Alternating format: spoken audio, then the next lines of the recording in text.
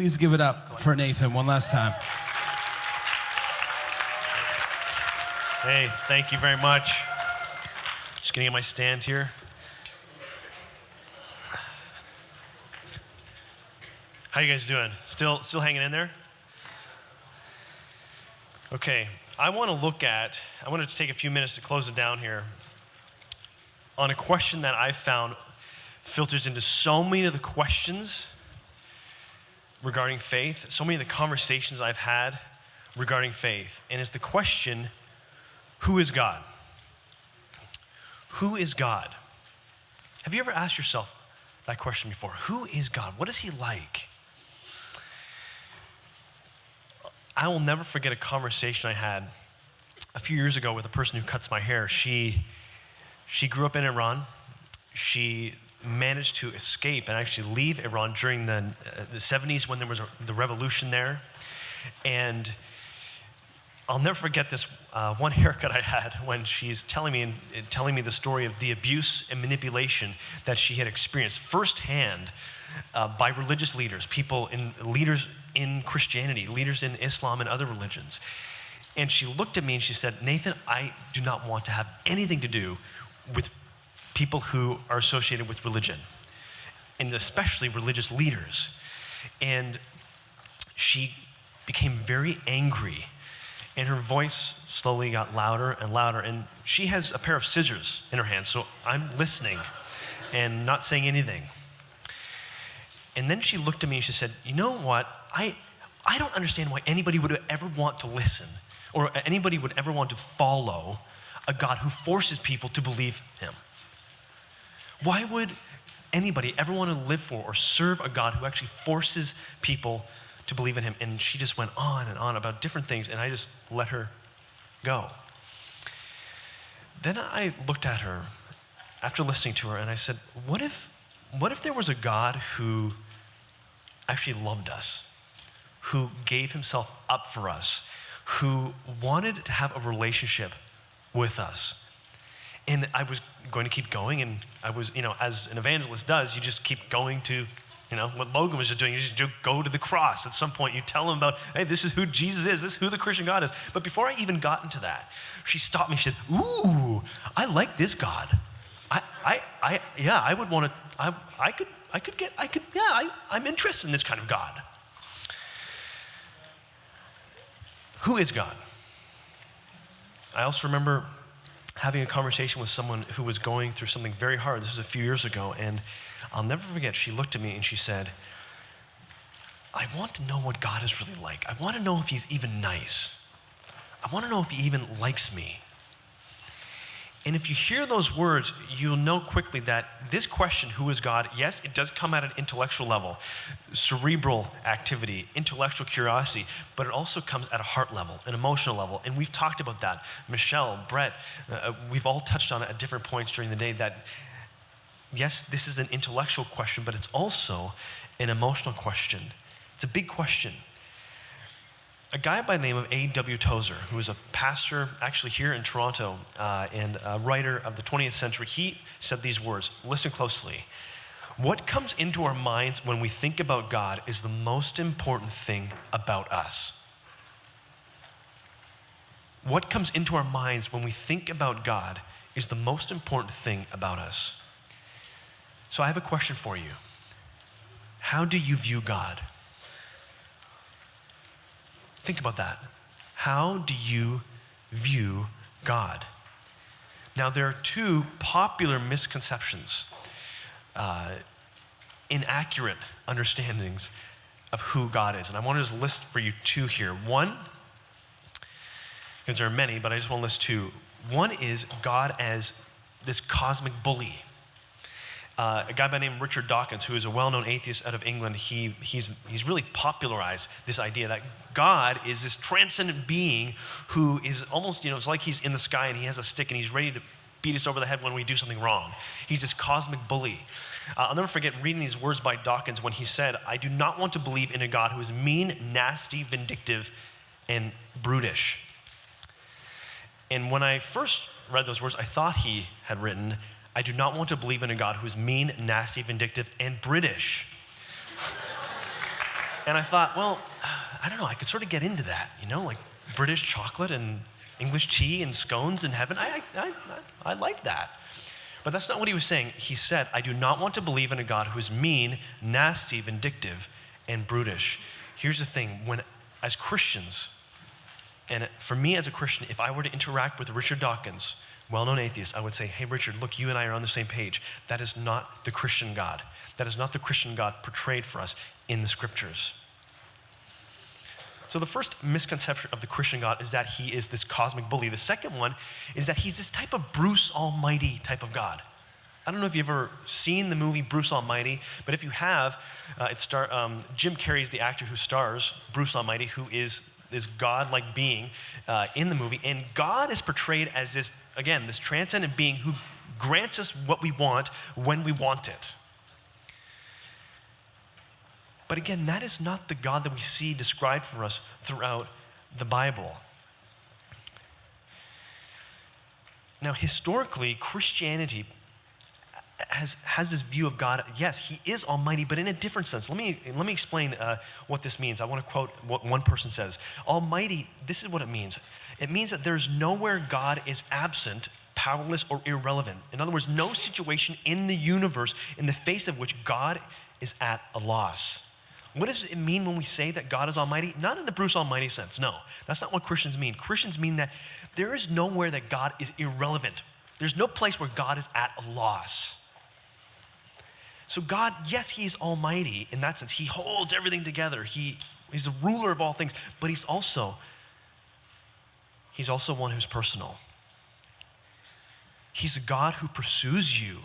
He comes after you. He initiates the relationship. Tim, earlier today, cited the passage in the scripture from Romans 5:8. While we were still sinners, while we were still broken, while we were still messed up, Christ, God's Son, died for us. The profundity, the wonder, the amazement of Christianity is not that finally we got something right and then, okay, God says, okay, now I'm going to come to you. No, he comes to us while we are still broken. Just last month, let me see, my timing is a bit discombobulated right now, but it's March 24th, okay? This is good, I'm getting it right here. March 24th, my wife and I, we had our third child. And, yeah, thank you. Yeah, why don't you clap? Yeah, that's gonna make me feel really good. Yeah. Okay, it's good. Thank you. We have our child, and the next day I tell our two other children, hey, I have another son and daughter, and I said, look, you guys, you have a baby brother. So we go up to the bedroom, and our little girl, who just turned 2 in April, she just darted into the room, and we sort of had to watch out for her. I wanted to make sure she didn't hurt the baby. And we were sort of distracted by that. I was trying to make sure that our little girl didn't hurt our newborn baby. And I looked over at the doorway, and I saw our 4-year-old son. And I saw him at the doorway, and he didn't come in. He just quietly turned around and walked towards his bedroom. And let me get really personal here, okay? Let me give you this dad moment, okay? Hashtag dad moment. 2 years ago, I've learned a lot here, okay? I've learned a lot. I'd like to think that I've learned a lot as a father. Because 2 years ago, if I saw this happen, I probably would have gone to my son and said, you know what? You get back into that room and we're gonna celebrate because this isn't about you. This is about him. He's just born. I probably would have actually had that type of reaction because I wouldn't understand it. But I saw in that moment, I had the wherewithal to understand that actually for my 4-year-old son in that moment, he was having a hard time. This was really overwhelming for him. And so I walked over to his room and I saw him and he was under his blankets. He had all his teddy animals, the bunnies and the lions, all these different teddy animals. And I said, are you okay?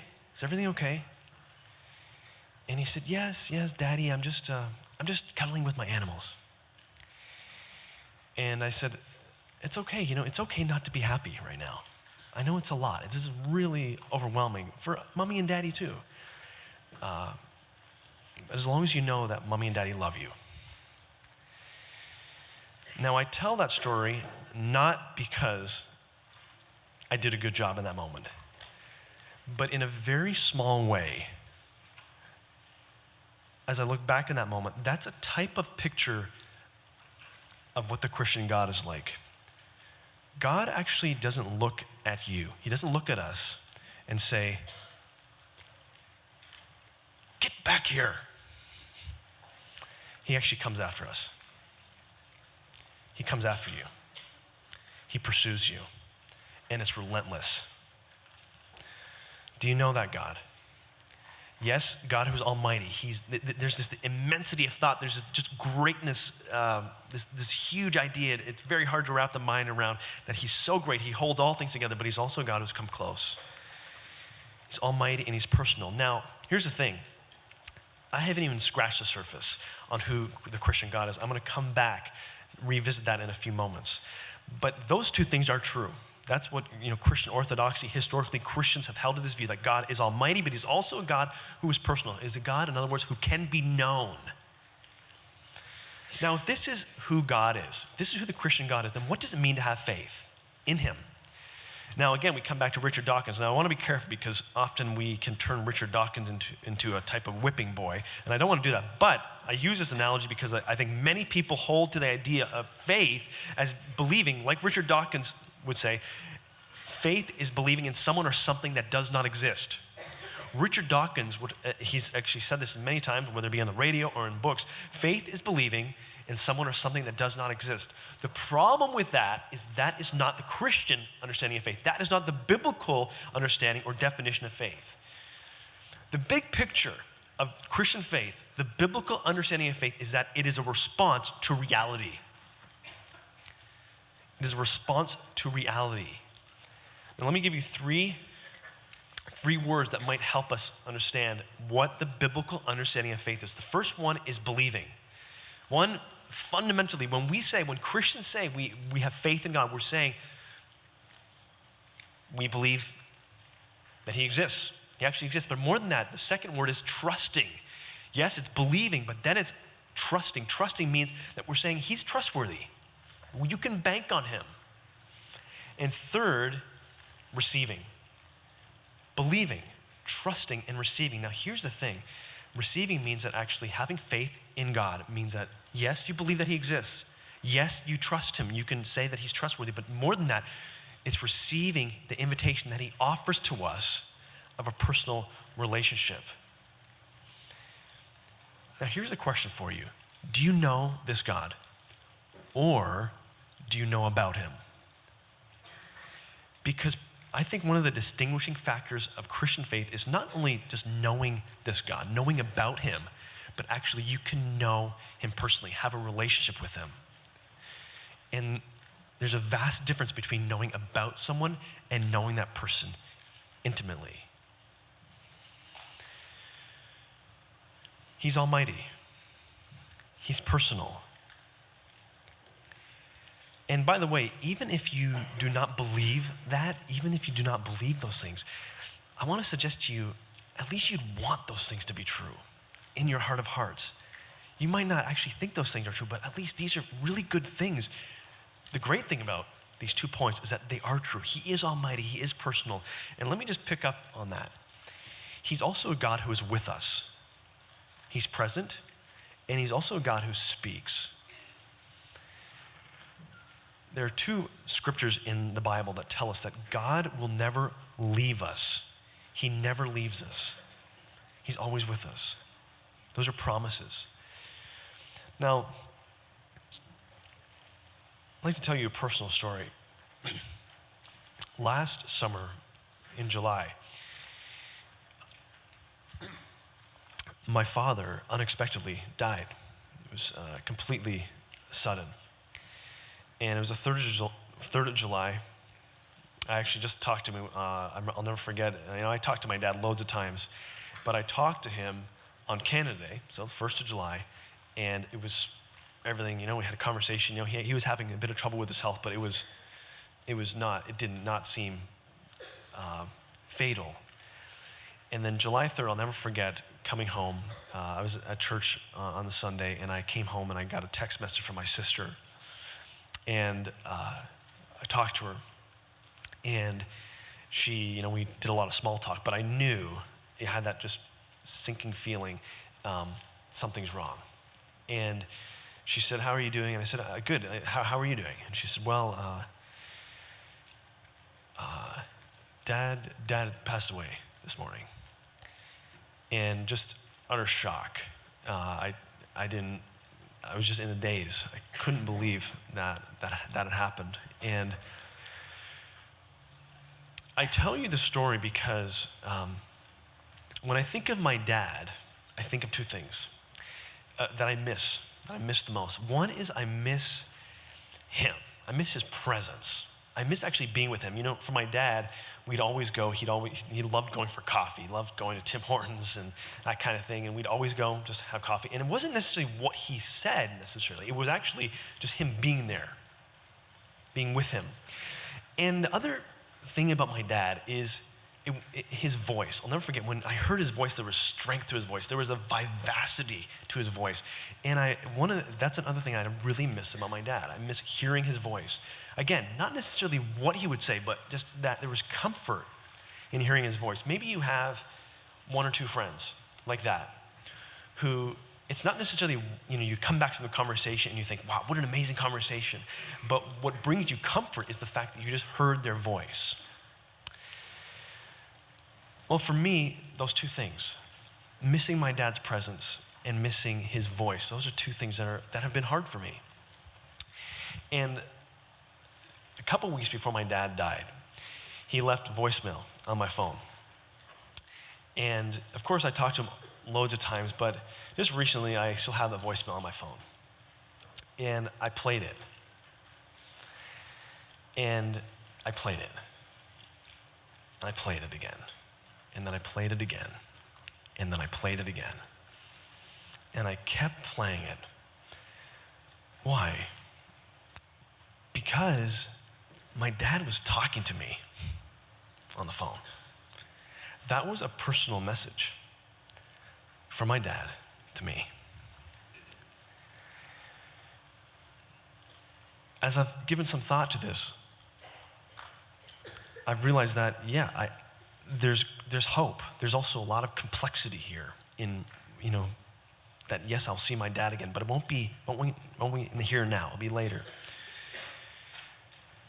But I realized that actually in Christianity, we have the comfort of knowing that God speaks to us. I have the comfort that actually God speaks to me. I can hear his voice. He speaks to you. And I wonder in a room like this, if there'd be some of you here, some of us here who would say, man, I wish that was true. I wish that were true. I wish that God spoke because I want to hear his voice, but I've never heard him speak to me. Maybe there's some of you who would say, man, Nathan, I wish it were true that there was this God who could be with us. Because I want that to be true. I wonder if there's some of you here who would say, man, I want that to be true.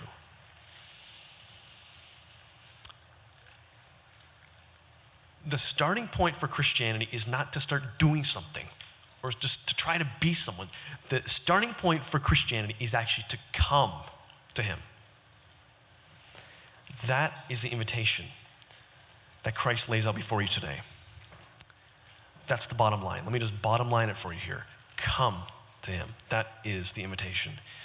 Jesus Christ, God in flesh. The scriptures talk about Jesus Christ as being the image of the invisible God. Jesus Christ one time was talking to a crowd of people and he said these words. Please listen closely. Come to me, all you who are weary and burdened, and I will give you rest. Come to me. It's as if Jesus is saying, look, come, get away with me. Come and you'll recover life. You'll find rest. One of the early church theologians, church fathers, St. Augustine said, you have made us, he's speaking of God, he's saying, you, God, have made us for yourself, and our hearts are restless until they find their rest in you. Do you know that rest? Do you know that rest? Let me pray for you. God, I pray for each individual in this place now, in this room. I'm just going to give you a roadmap here, and it can go something like this. God, I come to you, and I confess, I need you. I need you in my life. I want this relationship. I'm sorry for the different things that I've done that are wrong. Please come into my life. Please change me. Clean me. I want a relationship with you. Help me to live for you.